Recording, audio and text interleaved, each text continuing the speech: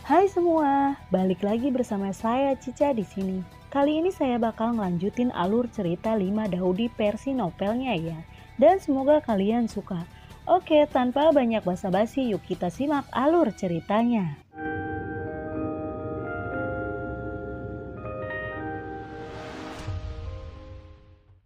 Di cerita sebelumnya dengan upaya Xiaoyan, dia akhirnya melewati 3 tingkat dan memasuki area berkabut putih.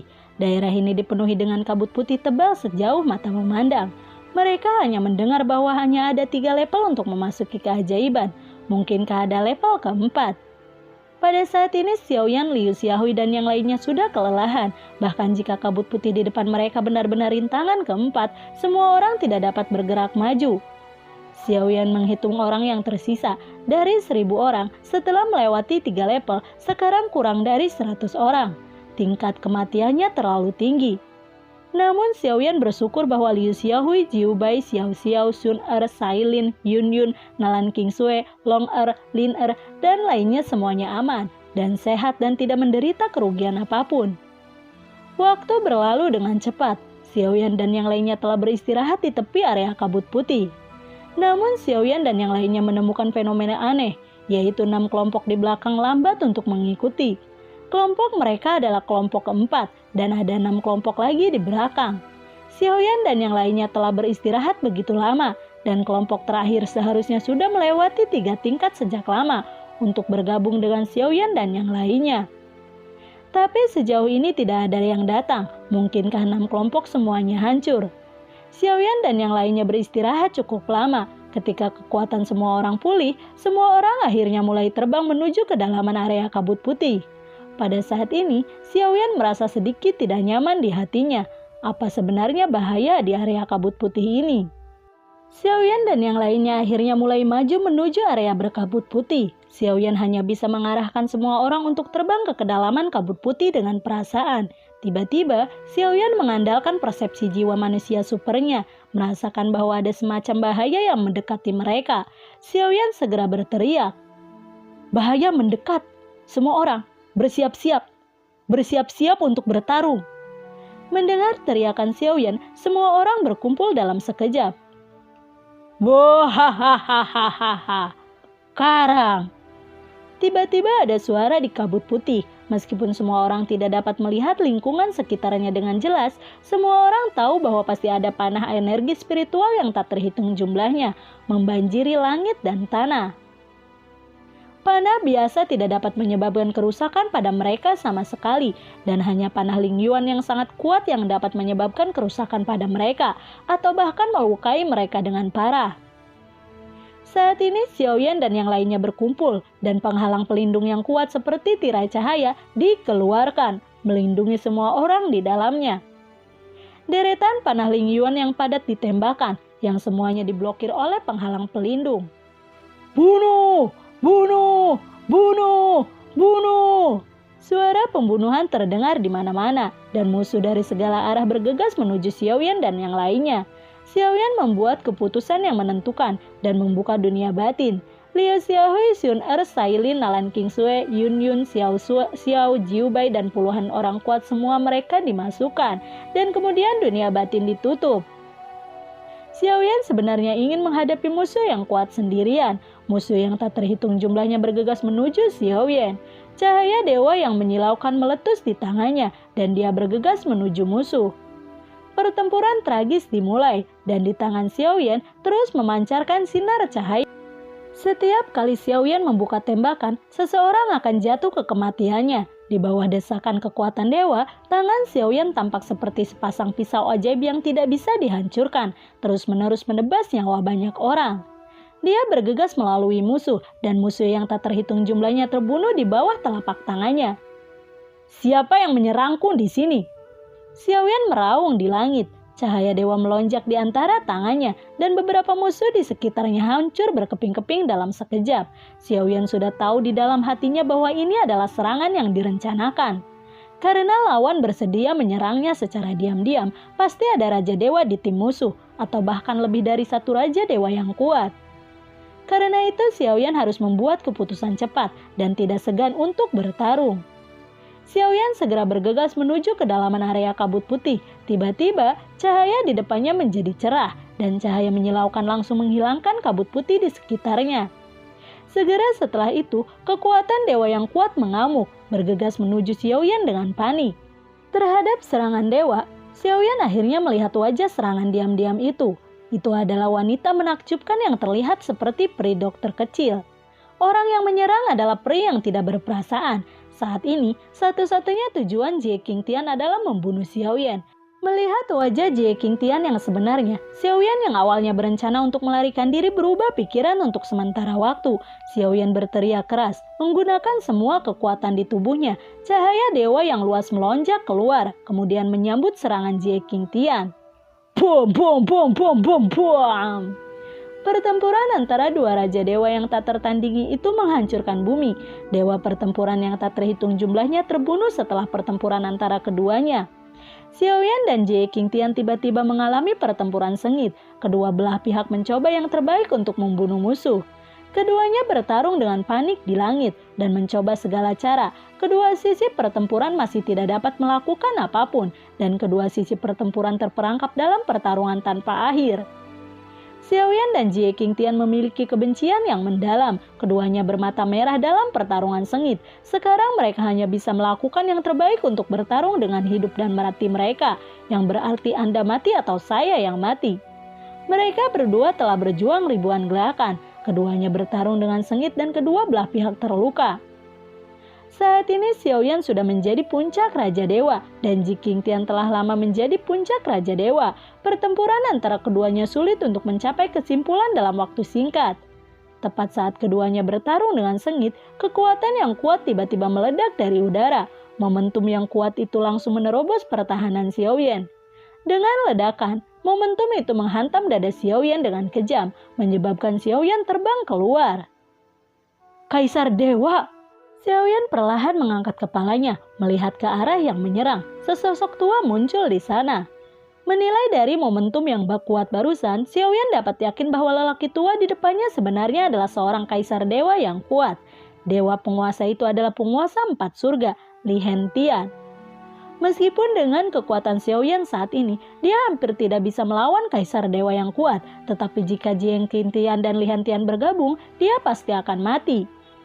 Xiaoyan membuat keputusan yang menakutkan. Tanpa ragu-ragu, dia langsung melebarkan sayap apinya dan dengan cepat melarikan diri ke kejauhan. Li Hentian dan Jie Qingtian hendak mengejar Xiaoyan, tapi tiba-tiba teratai api seukuran telapak tangan menyapu langit. Cepat kembali! Melihat ini wajah Jie Qingtian terkejut. Dia berteriak dengan suara rendah dan buru-buru mundur.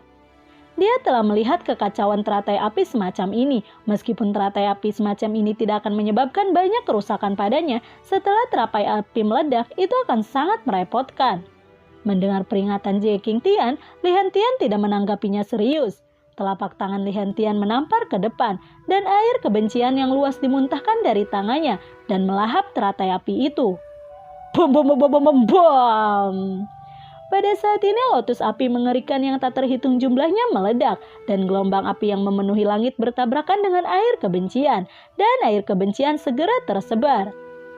Ledakan di langit berlanjut, meskipun ini tidak menyebabkan banyak kerusakan pada Li Hentian, itu membuatnya merasa kesal dan marah. Gelombang api masih menembus langit dan air Li Hentian di tangannya berubah menjadi lautan luas, segera memadamkan api di langit. Saat ini Jie Qingtian dan Li Hentian dengan cepat mengejar Xiaoyan, namun saat ini Xiaoyan sudah melarikan diri. Xiaoyan melewati area berkabut putih dan akhirnya memasuki keajaiban legendaris. Ini adalah dunia yang luas dan kuno. Ini adalah dunia yang ajaib dan aneh. Ini adalah legenda kuno. Ini adalah keajaiban. Di antara keajaiban, petualangan dan warisan seperti kubis yang sangat umum. Sekarang Xiaoyan akhirnya menginjakan kaki di dunia magis ini. Begitu dia memasuki keajaiban, dia berubah menjadi aliran cahaya dan terbang ke langit yang tak berujung. Setelah beberapa saat, dua sosok muncul di tempat Xiaoyan berdiri tadi. Keduanya berhenti sejenak, lalu mengikuti jejak Xiaoyan dan mengejar Xiaoyan. Xiaoyan menarik napas dalam-dalam. Setelah penerbangan panjang, dia akhirnya berhasil menyingkirkan Li Hentian dan Jie Qingtian. Sekarang dia akhirnya bisa bernapas lega. Meskipun keduanya telah dibuang sekarang, keduanya juga telah memasuki keajaiban dan tidak pasti kapan keduanya akan menemukan mereka. Terlebih lagi dalam operasi penyerangan dan pembunuhan ini, apakah penguasa besar benar-benar hanya mengirim dua orang kuat, Jiu Qingtian dan Li Hentian? Xiao Yan benar-benar punya alasan untuk percaya bahwa penguasa besar tidak mungkin hanya mengirim dua orang kuat. Pasti ada lebih banyak orang kuat yang bersembunyi di kegelapan, siap memberi mereka pukulan fatal. Oleh karena itu, prioritas utama adalah meningkatkan kekuatannya sesegera mungkin. Hanya dengan benar-benar menjadi kaisar dewa, Xiao Yan dapat melawan Li Hentian dan Jie Qingtian. Xiao Yan segera melepaskan Liu Xiaohui, Jiu Bai, Xun Er, dan lainnya dari dunia batin. Melihat Xiao Yan berlumuran darah, semua orang terkejut. Xun Er, Sailin, Yun Yun, dan lain-lain bertanya tentang luka-lukanya. Setelah setengah jam, kerumunan akhirnya tenang. Cedera Xiao Yan tidak serius dan semua orang merasa lega. Xiao Yan memasuki dunia batin dan berganti pakaian bersih. Selanjutnya Xiao Yan, Liu Xiaohui, Jiu Bai, Xun Er, Sailin, dan yang lainnya berkumpul dan mulai mendiskusikan langkah selanjutnya. Tim 1000 orang asli sekarang memiliki kurang dari 100 orang yang tersisa. Dalam keajaiban ini dapat dikatakan bahwa ada bahaya di mana-mana. Setiap langkahnya berbahaya. Dan jika ada sedikit kecerobohan, semua orang akan dikubur di sini. Karena itu, Xiao Yan dan yang lainnya harus berhati-hati. Setelah beberapa diskusi, Xiao Yan, Liu Xiaohui, dan yang lainnya akhirnya menyusun rencana aksi yang terperinci. Selanjutnya mereka mengikuti langkah-langkah rencana aksi. Tujuan dari perjalanan mereka adalah untuk mencari petualangan atau pusaka, sehingga mereka ingin mencari pusaka dan petualangan sebanyak mungkin di jalur keajaiban ini. Xiao Yan dan yang lainnya segera memutuskan untuk menyelesaikan rute aksi ini dengan berjalan kaki. Alasan mengapa Xiao Yan dan yang lainnya memilih untuk berjalan kaki daripada terbang secara alami memiliki alasan sendiri. Pertama, jika semua orang terbang di langit, mudah untuk mengungkapkan keberadaan mereka dan mudah ditemukan oleh Li Hentian dan Jie Qingtian. Kedua, jika mereka terbang di langit, mereka mudah untuk melewatkan beberapa petualangan dan warisan, tetapi ini tidak akan terjadi dengan berjalan kaki. Berdasarkan dua alasan ini, Xiao Yan dan yang lainnya akhirnya memilih untuk berjalan. Semua orang segera mengikuti rute tetap dan berjalan maju. Meskipun kerumunan itu berjalan, kecepatan perjalanannya tidak lambat. Di sepanjang jalan, semua orang menemukan banyak warisan. Keajaiban ini benar-benar seperti yang dikatakan legenda. Warisan dan petualangan adalah hal yang biasa seperti kubis dan jumlahnya tak terhitung. Hampir semua orang dalam kelompok Xiao Yan diberi warisan, namun warisan ini pengaruhnya kecil pada peningkatan kekuatan semua orang. Saat semua orang terus bergerak maju, semua orang secara bertahap memahami lingkungan di sini, melihat kerangka dewa yang tak terhitung jumlahnya dan senjata kuno yang tersebar di tanah. Semua orang menebak bahwa tempat ini kemungkinan besar adalah medan perang kuno. Sepanjang jalan, setiap orang terus-menerus memanen berbagai warisan. Meskipun warisan ini adalah warisan kecil, jika jumlahnya besar, efek yang dicapai juga sangat mengesankan. Xiao Yan, Liu Xiaohui, dan yang lainnya bergegas maju dengan hati-hati. Tiba-tiba semua orang datang ke tebing. Dan di sisi lain juga merupakan tebing. Di antara kedua tebing itu terdapat aliran sungai yang dalam dengan ketinggian 10 meter. Di dasar sungai yang dalam, mengalir air berwarna coklat. Entah bagaimana, dengan kekuatan semua orang, ketika melihat ke dalam sungai yang dalam, mereka akan merasa pusing. Aneh, cukup aneh. Jika memperhatikan lebih dekat, akan menemukan bahwa sungai di aliran dalam ini berbentuk naga yang sangat aneh. Di antara kedua tebing tersebut terdapat sebuah jembatan kunci besi yang menghubungkan kedua tebing tersebut. Tepatnya itu adalah 8 rantai besi yang berdampingan. Hal yang paling mencolok adalah bahwa ada sebuah tablet batu yang berdiri di depan jembatan kunci besi. Tablet batu itu terukir Gua Dewa Naga. Pemalas tidak diizinkan masuk, bukan rasku, masuk ke dalam mansion dan dihukum. Di belakang tebing yang berlawanan adalah sebuah gunung, dan di dasar gunung adalah sebuah gua, mungkin Gua Dewa Naga. Segala sesuatu di sekitar sini terlihat sangat aneh. Pasti ada misteri besar yang tersembunyi di sini. Jika dengan paksa masuk ke Gua Dewa Naga, itu pasti akan ada bahaya besar. Ada petualangan atau warisan di istana Gua Naga itu. Pasti dan itu akan menjadi warisan besar. Namun bahaya dalam hal ini juga akan besar dan bahkan mungkin ada korban jiwa. Jika ini masalahnya akan sedikit sulit untuk masuk secara paksa ke dalam gua.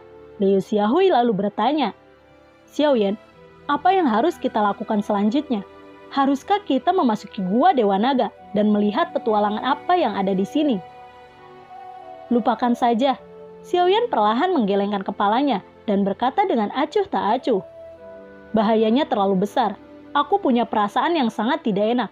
Ayo keluar dari sini secepat mungkin," ucap dari Xiaoyan. "Namun warisan di sini pasti tidak sedikit. Apakah kita akan menyerah begitu saja?" ucap dari Jiu Bai. Saat Xiaoyan hendak berbicara, ekspresinya tiba-tiba berubah dan dia tiba-tiba melihat ke depan. Di sana udara sedikit berfluktuasi dan tim yang berdiri dari ratusan orang tiba-tiba muncul menghalangi Xiaoyan dan yang lainnya. Orang-orang yang dipimpin adalah Li Hentian dan Jie Qingtian. Li Hentian dan Jie Qingtian akhirnya mengejarnya. Xiaoyan melihat barisan lawan. Lawannya memiliki Kaisar Dewa, Raja Dewa, dan 500 dewa pertempuran. Di antara 500 dewa pertempuran, ada 100 pemanah. Barisan seperti itu lebih dari cukup untuk berurusan dengan Xiaoyan dan yang lainnya. Di bawah serangan dan pembunuhan barisan seperti itu, Xiaoyan dan yang lainnya hampir tidak memiliki kesempatan untuk melarikan diri. Xiaoyan lalu berkata dengan dingin, "Kamu akhirnya mengejarku." Li Hentian lalu berkata, "Kamu salah. Kami tidak mengejarmu barusan. Kami telah menyusulmu sejak lama dan mengikutimu sepanjang waktu." Xiaoyan mengangkat alisnya dan bertanya dengan rasa ingin tahu. "Kenapa?" Li Hentian tersenyum dan berkata, "Ketika kami menemukanmu, kami akan segera membunuhmu. Tetapi kami tidak sengaja menemukan bahwa tempat ini adalah Jedi. Jadi kami membatalkan rencana untuk melakukannya kepadamu dan menunggumu. Setelah memasuki Jedi, aku akan membunuhmu dalam satu gerakan." Mendengar ini, Xiaoyan, Liu Xiaohui, dan yang lainnya diam-diam terkejut. Mereka dengan cepat mengumpulkan skill mereka dan ingin terbang. Tetapi mereka terkejut menemukan bahwa kemampuan mereka untuk terbang dibatasi. Pada saat ini wajah Xiaoyan, Liu Xiaohui, Jiu Bai, dan yang lainnya menjadi sangat jelek. Jika semua orang bisa terbang, tidak akan sulit untuk keluar dari pengepungan. Tetapi sekarang semua orang tidak bisa untuk terbang. "Semuanya, pergi melalui jembatan kunci besi dan pergi ke tebing yang berlawanan. Aku akan berdiri di sini dulu." Xiaoyan segera melambaikan tangannya dan berteriak kepada semua orang. Mendengar ini, semua orang segera naik ke jembatan kunci besi. "Tembak!" Dengan teriakan keras, 100 pemanah yang sudah bersiap menembakkan panah Ling Yuan. Pada saat yang bersamaan, mereka menembak ke arah Liu Xiaohui, Jiu Bai, dan lainnya seperti hujan panah. Liu Xiaohui, Jiu Bai, dan yang lainnya melawan dengan putus asa, tetapi masih banyak rekan yang tertembak oleh panah Ling Yuan dan jatuh langsung dari jembatan kunci besi. Panah Ling Yuan memiliki daya mematikan yang besar, bahkan dewa pertempuran yang kuat, jika mereka terkena panah ini, mereka akan terbunuh atau terluka. Panah Ling Yuan bisa dikatakan sebagai senjata khusus untuk menembak para dewa. Panah Ling Yuan yang luar biasa menjarah tanpa henti, dan semua orang hampir tidak bisa melawan. Selain itu, di jembatan kunci besi di sungai yang dalam, kekuatan semua orang sangat ditekan. Xiaoyan menjaga pintu masuk jembatan rantai besi. Anak panah Ling Yuan itu tidak ditembakkan ke arahnya, tetapi ke semua orang di jembatan kunci besi. Menghadapi situasi ini, Xiaoyan tidak berdaya. Pada saat ini, Jie Qingtian melambaikan tangannya dan ratusan kekuatan dewa pertempuran bergegas menuju Xiaoyan. Xiaoyan tidak bisa lagi mengkhawatirkan keselamatan Liu Xiaohui, Jiu Bai, Xun Er, dan lainnya, dan dia telah bertarung dengan musuh yang bergegas. Ketika Xiaoyan membunuh semua ratusan dewa pertempuran, momentum Xiaoyan pasti akan melemah. Pada saat itu, jika Jie Qingtian dan Li Hentian bergerak bersama, mereka dapat dengan mudah membunuh Xiaoyan. Pada saat ini, Liu Xiaohui, Jiu Bai, Xun Er, Sailin, Yun Yun, Xiao Xiao, dan yang lainnya sedang diserang dengan kejam oleh panah Ling Yuan. Xiaoyan juga berada di bawah pengepungan hiruk-pikuk ratusan dewa yang bertarung, dan ada 2 dewa yang tiada taranya, Li Hentian dan Jie Qingtian, yang sedang menatapnya. Situasinya bisa dikatakan cukup kritis. Mungkinkah Xiaoyan dan yang lainnya akan dihancurkan di sini? Lalu, bagaimanakah kelanjutan ceritanya? Nantikan video Cica selanjutnya ya. Bagi kalian yang suka akan alur cerita yang Cica bawain, kalian bisa like, komen, share ke teman-teman kalian ya. Cica ucapin terima kasih juga buat kalian yang udah mensupport Cica lewat link Saweria di bawah kolom deskripsi. Dan semoga sehat selalu ya buat kalian. Cica mohon pamit dan assalamualaikum. Dadah!